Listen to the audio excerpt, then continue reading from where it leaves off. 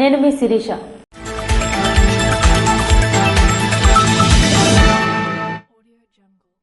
సంప్రదాయ గురుకులంను అభివృద్ధి పనులపై ఎమ్మెల్యే గుండుశంకర్ అధికారులతో చర్చించారు.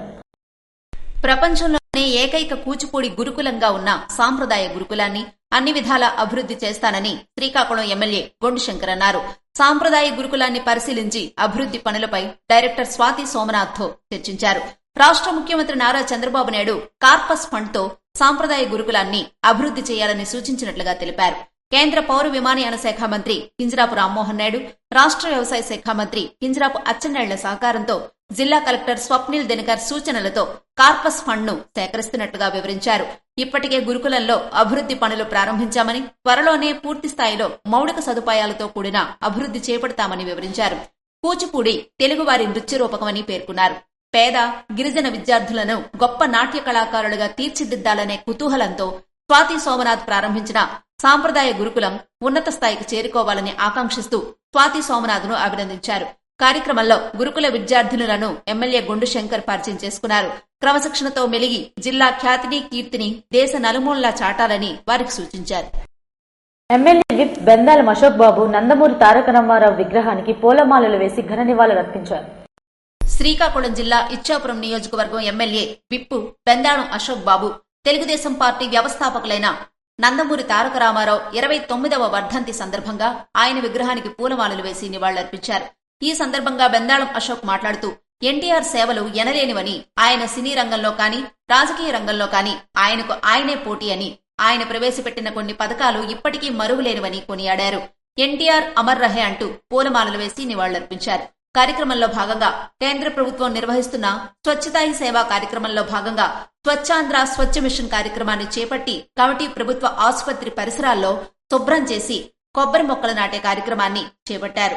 కార్యక్రమంలో నియోజకవర్గ స్థాయి అధికారులు, కూటమి నాయకులు పాల్గొన్నారు. పరిశుభ్రతలో ఆంధ్రప్రదేశ్ దేశానికే రోల్ మోడల్ గా నిలవాలని శ్రీకాకుళం ఎమ్మెల్యే గుండుశంకర్ ఆకాంక్షించారు.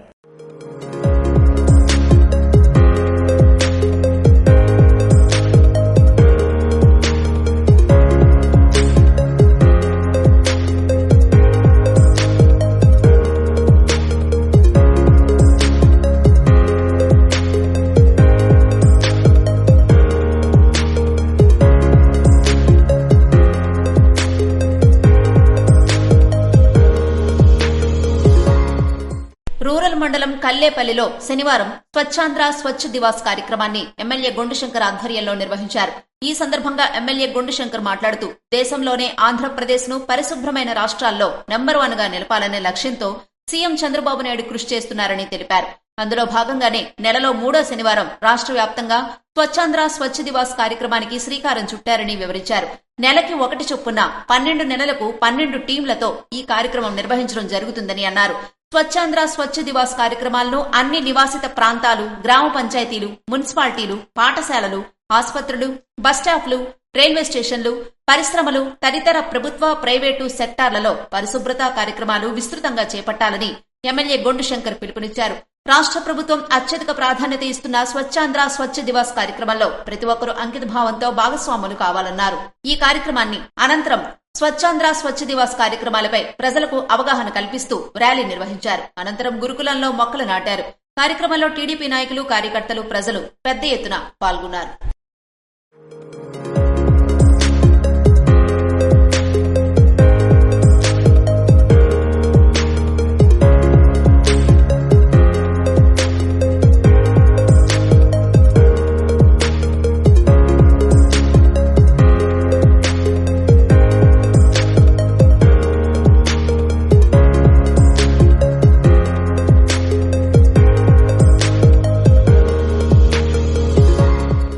ద్విచక్ర వాహనాలు నడిపే వారంతా విధిగా హెల్మెట్లు ధరించాలని జిల్లా ప్రధాన న్యాయమూర్తి జునద్ అహ్మద్ మౌలానా సూచించారు.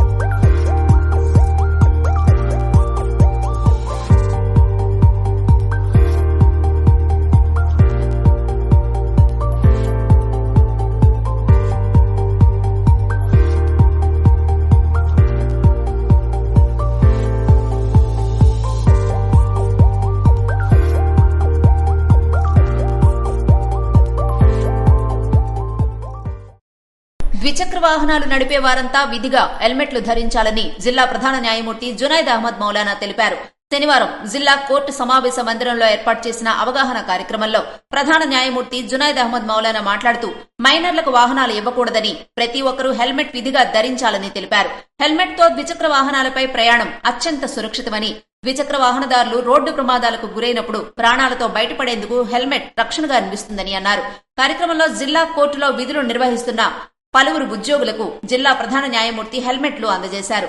ఈ హెల్మెట్ పంపిణీ కార్యక్రమానికి Andhra organic limited Paidi Bhimavaram, Punjab national bank Suryamahal branch, Indian bank మహిళా కళాశాల బ్రాంచ్, అరసవిల్లి వారు స్వచ్ఛందంగా హెల్మెట్లు అందించారు.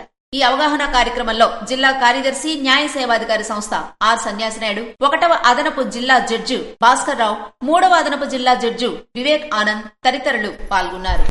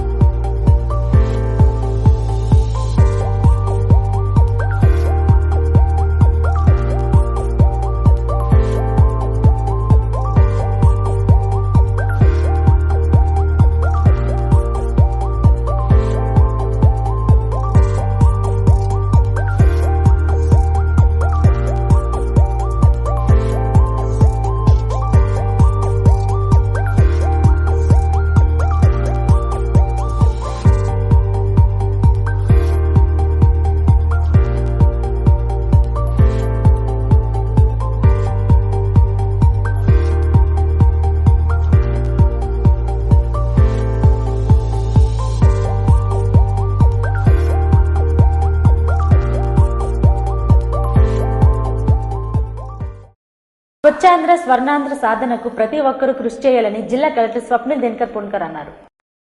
శనివారం నర్సనపేట మండల కేంద్రంలోని తహసీల్దార్ కార్యాలయం వద్ద స్వచ్ఛాంధ్ర పేరుతో నిర్వహించిన పారిశుధ్య పనులను జిల్లా కలెక్టర్ లాంఛనంగా ప్రారంభించారు.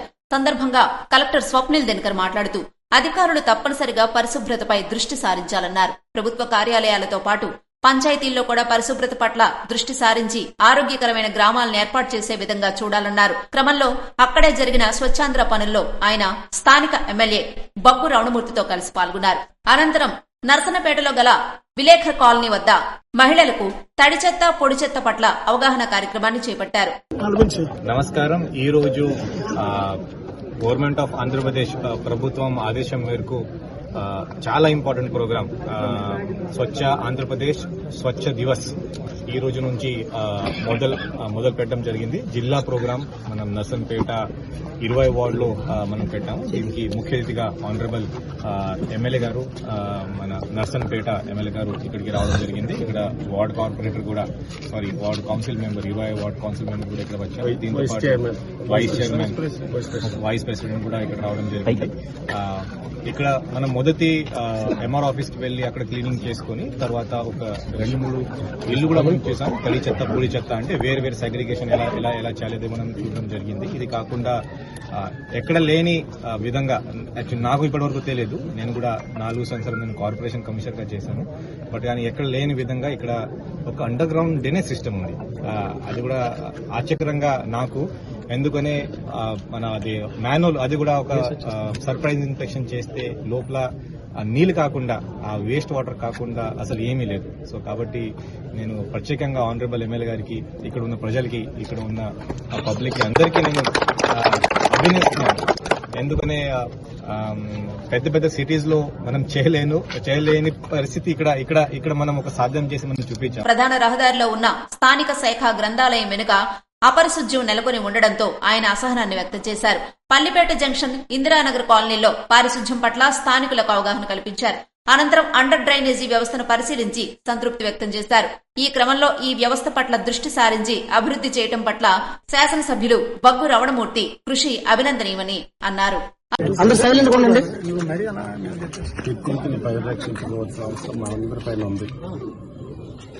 ప్రభుత్వాలు మారొచ్చు, ప్రజాప్రతినిధులు మారొచ్చు, మన కాన్సెప్ట్ మారకూడదు. స్వచ్ఛమైన ఆంధ్రప్రదేశ్ ఉండాలి, స్వచ్ఛ భారత్, స్వచ్ఛమైన ఇండియా ఉండాలి. దానికి సాధ్యం చేయాలంటే ముఖ్యంగా పొడి చెత్త, ఏవైతే ముచ్చులు, గ్లాసులు, మరి ఇటువంటి ప్లాస్టిక్ ఐటమ్స్ సపరేట్ చేసి తడి చెత్త మనం ఇంట్లో ఉండే కూరగాయలు ముక్కలు లేకపోతే టీ పొడి ఇటువంటి ఏవైతే పొడి చెత్త ఉందో అది వేరు చేసి దాన్ని మనం పంచాయతీల ద్వారా మనకి పంపిస్తే దాన్ని పొడి చెత్త నుంచి కలిపి ఆదాయం సంపాదించవచ్చు, తడి చెత్త నుంచి కలిపి సంపద సృష్టించవచ్చు. అది చేసిన రోజే గ్రామాలు పరిశుభ్రంగా ఉంటాయి, మనం కలిపి మంచి వాతావరణంలో ఉంటాం. దాని గురించి నర్సన్నపేట పౌరులందరూ సహకరించాలి. కలెక్టర్ గారు కలిపి ప్రత్యేకంగా ఈ మొదటి రోజే మన నర్సన్నపేట పెట్టుకున్నారు. మోడల్గా కలిపి ఇప్పుడే డిస్కస్ చేసినారు. 1-2 వార్డులు తీసుకుని తడి చెత్త పొడి చెత్త వేరు చేయడం ఆ కార్యక్రమం స్వచ్ఛంద సంస్థ ద్వారా చేయడానికి కలిపి కొంతమంది మిత్రులు వచ్చారు. వాళ్ళకి సహకరించవలసిందిగా అందరినీ, అంటే ఒక పార్టీ ప్రోగ్రాం కాదు ఇది మనందరి ప్రజలకు సంబంధించిన ప్రోగ్రాం, అది సక్సెస్ చేయాలని ఈ సందర్భంలో మనం చేస్తూ గతంలో 2014-19లో గౌరవ ముఖ్యమంత్రి గారు ఆ రోజు పంచాయతీరాజ్ మినిస్టర్ మన లోకేష్ బాబు గారు ప్రోత్సాహంతో మోడల్గా ఇక్కడ అండర్ గ్రౌండ్ డ్రైనేజ్ సిస్టాన్ని మనం ప్రారంభించుకున్నాం. మరి దురదృష్టవశాత్తు ప్రభుత్వం మారిన తర్వాత అది మధ్యలో ఆగిపోయింది. అది కలిపి కంప్లీట్ చేయవలసిన అవసరం ఉంది. అది కంప్లీట్ చేస్తే స్వచ్ఛమైన నర్సన్నపేటగా మనం తీర్చిదిద్దుకోవచ్చు. అలాగే ఏదైతే వృధాకు పోయే నీరుని కలిపి అది వేరే అవసరాలకి, వ్యవసాయ అవసరాలు కలిపి వాడుకోవచ్చు. అనంతరం ప్రతిజ్ఞ చేపట్టారు. ఇకపై ప్రతి నెల 3వ శనివారం ఈ కార్యక్రమం నిర్వహిస్తామని తెలిపారు. కార్యక్రమంలో రెవెన్యూ, ఆర్ఎండ్బి, పంచాయతీరాజ్ తదితర శాఖ అధికారులతో పాటు డిపిఓ భారతీ సౌజన్య తదితరులు పాల్గొన్నారు. పలాస మున్సిపాలిటీ పరిధిలో పోలీసులు వాహనదారులకు హెల్మెట్లపై అవగాహన కల్పించారు. పలాస మున్సిపాలిటీ పరిధిలో గల జీడిపిక్క జంక్షన్ వద్ద కాశీబుగ్గ పలాస ఎస్ఐ చంద్రరావు వాహనదారులకు హెల్మెట్ పై అవగాహన నిర్వహించారు. జిల్లా ఎస్పీ కెవి మహేశ్వర్ రెడ్డి ఆదేశాల మేరకు ఈ అవగాహన సదస్సు నిర్వహించామని ఎస్ఐ తెలిపారు. వాహనదారులు హెల్మెట్ ధరించడం వల్ల ప్రయోజనాలు, ధరించకపోవడం వల్ల ఎటువంటి ప్రమాదాలు జరుగుతుంటాయో ప్రజలకు వివరించారు. మద్యం తాగి వాహనాలు ఎవరైనా నడిపినా, మైనర్లకు ఎవరైనా 2 వీలర్స్ ఇచ్చినా జరిమానాలు విధించి వారిపై చర్యలు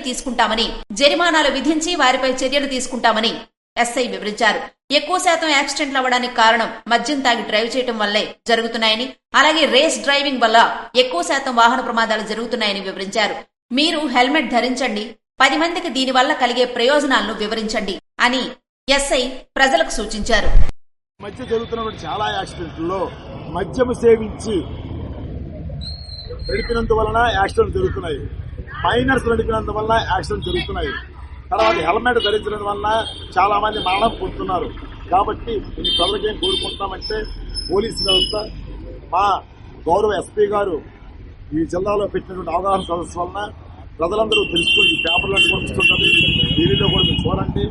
దయచేసి మీరందరికీ నేను కోరుకుంది ఏంటంటే, మేము చెప్పింది మీరు విని మీ ప్రాణాలు కాపాడుకోండి. మేము మిమ్మల్ని శిక్షించాలని కాదు, మీ ప్రాణాలు కాపాడుకోండి. ప్రతి ఒక్కరు హెల్మెట్ ధరించండి.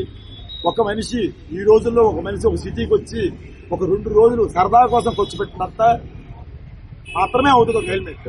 కేవలం 1000 రూపాయలు ఇస్తే ఐఎస్ఐ మార్కులంటే హెల్మెట్ దొరుకుతుంది. మీరు హెల్మెట్ ధరించండి, మీ ప్రాణాలు కాపాడుకోండి అని ప్రజలకి నేను కోరుకుంటున్నాను. జీసిగడం మండలం వెలగాడ గ్రామంలో 2 పుణ్య దంపతులు గోమాతకు సీమంతం చేశారు. ఆవును పూజిస్తే అష్టైశ్వర్యాలు, సంపూర్ణ ఆరోగ్యం, సుఖ సంపదలు లభిస్తాయని నమ్ముతారు. గోమాతకు సీమంతం చేసి తమ భక్తిని చాటుకున్న ఘటన శ్రీకాకుళం జిల్లా జీసిగడం మండలం వెలగవాడ గ్రామంలో జరిగింది. రామారావు, సత్యవతి అనే దంపతులు తమ గోవుకు సీమంతం చేశారు. గోమాతకు పసుపు కుంకుమ రాసి కొత్త వస్త్రాలు సమర్పించి గో ప్రదక్షిణలు చేశారు. పూలతో అందంగా అలంకరించిన ఆవుకు చీరా సారెలను కూడా బహుకరించారు. ఇంటి ఆడపడుచుకు ఏ విధంగా సీమంతం చేస్తామో గోమాతకు కూడా అదే విధంగా సీమంతాన్ని నిర్వహించారు. పెద్ద ఎత్తున మహిళలు ఈ కార్యక్రమంలో పాల్గొన్నారు. ఇవి ఈనాటి వార్తలు. మరిన్ని వార్తలతో మళ్ళీ కలుద్దాం. చూస్తూనే ఉండండి SS న్యూస్.